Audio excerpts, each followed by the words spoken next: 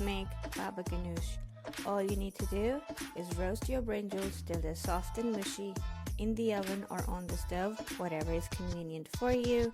Peel the skin off, add a few condiments as I've shown you in the video. Once it's done, top it with your favorite toppings.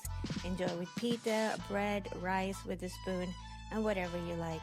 It's a very healthy side dish, a salad, and even just for very small cravings. Enjoy.